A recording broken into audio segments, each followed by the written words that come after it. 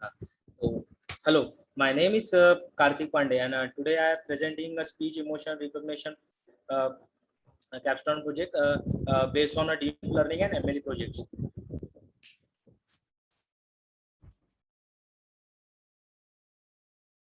Content. So, the introduction, problem statement, data summary, dependency, analysis of data, data augmentation, confusion matrix, loss accuracy plot, challenges, and conclusion.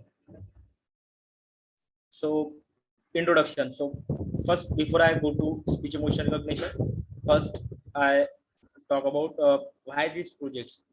So, the idea behind of creating this project was to build a deep learning model that could detect emotions from the speech we have with each other all the time.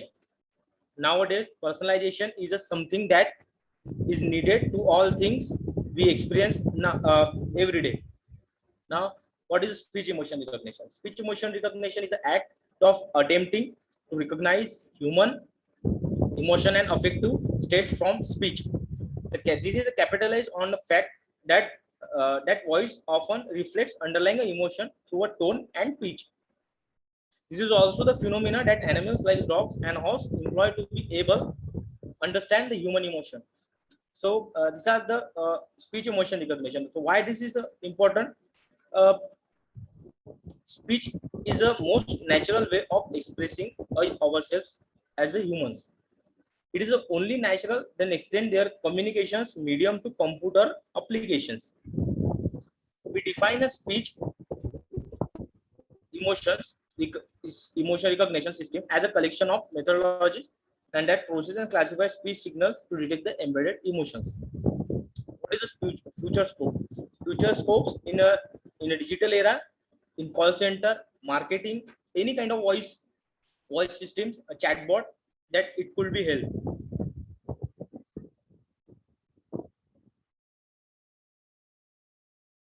Problem statement. As a human being, speech is among us the most natural way to express ourselves. We depend so much on it that we recognize its importance when it's restored to other communications from like emails, text, message, where we often use emojis to express the emotions associated with the message. As a emotions play a vital role in communication, then detections and analysis of the same of the vital importance in today digital world of a remote locations. You could solve communications. Emotion detection is a challenging task because emotion are subjective.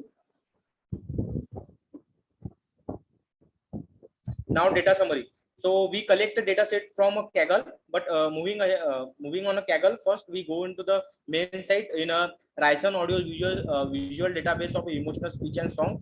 This data set is a very clean data set. In this data set, 24 actors, like 12 female and 12 male actor. It's a very good data set, and we only use on one data set. Now the project is totally based on this dependency, NumPy, Pandas, Matplotlib, Philo, and so on and so forth. Now moving ahead, the analysis of a data. First, when they loaded a data set, I go to the EDA part because EDA give a depth intuition. What a data in data set, what is the happening in data? First, we get a count of emotions, and after that, male neutral and female neutral have some decent less amount of emotions. Now, after that, male spectrogram, male neutral. This is the male neutral spectrogram. So before go to the male neutral on male spectrogram, I tell about what is the male spectrogram. Male spectrogram, it is a Fourier transform, fast Fourier transform is computed on overlapping windowed segments of the signals, and we get what is the called of spectrogram. This is just a spectrogram at dB set amplitude which map on a male scales like that. If a in male angry, this spectrogram has in a logarithmic form is very high level. Now the after that we take a fear track. In female fearful, the modulation of a amplification in voice is very large in fearful, because in fear we take that that is the voice. Now at the happy track, uh, in happy track we compare a female and female fearful and female happy. It's a similar kind of a wavelength of modulation, but when we ran a 4 to 5 times in female happy, we convenient that is the happy track, because the happy has a there's a width of modulations. And when we compare a male and female voice in a happy track, so we got that. So in a female have a more pitch rather than a male. Now data augmentation part. Data augmentation, this is a it give a robust nature to our project, because it is an optimization technique to use to one model to get multiple data create without using a training model. Uh, uh, Basically, it is a strategy that enables a practitioner to significantly increase the diversity of a data available on our training models without actually collecting a new data. So we take a normal audio. It is a single audio. In this audio to we create a more type of data augmentation technique, like a shifted audio noise or added noise and most of things. But in this PPT we take only two normal audio, and next is stretch audio. We stretch the audio without changing a time.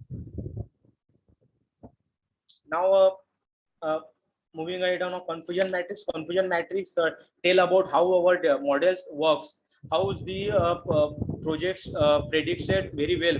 Now actual and predicted value, it give us some good amount of intuition, but we have more accuracy now moving ahead on a training loss accuracy plot. While you saw the training and testing uh, plot. So while 50 epoch, it gradually increasing on loss, but and in training testing accuracy, it gave a very good accuracy. But in testing part, middle of 79-80, that much. Now a challenges. So the if you build any project, if you face on challenge or obstacles. So we also face up challenges. Large speech data set to handle. Annotating and audio recording is challenging, because the speech recording is a very challenging task.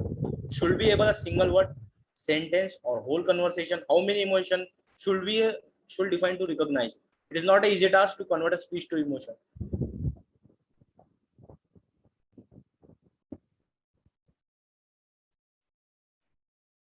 Now a conclusion.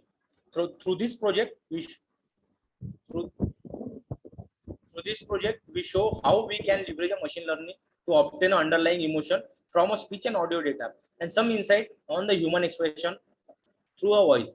And this system can employ a variety of a setup, like call center for a complaint or marketing. I earlier said that, and in a voice virtual assistant or chatbot. Codes are deployed in GitHub repository. It was such an amazing project, an interesting project. We learned a lot from this. And basically when we building up in a speech emotion recognition, it's a very hard to recognize, but we use some technique like KNN, MLP classifier, CNN model. So this could be a simpler to predict that model. uh, uh, Now thank you, hope you like it.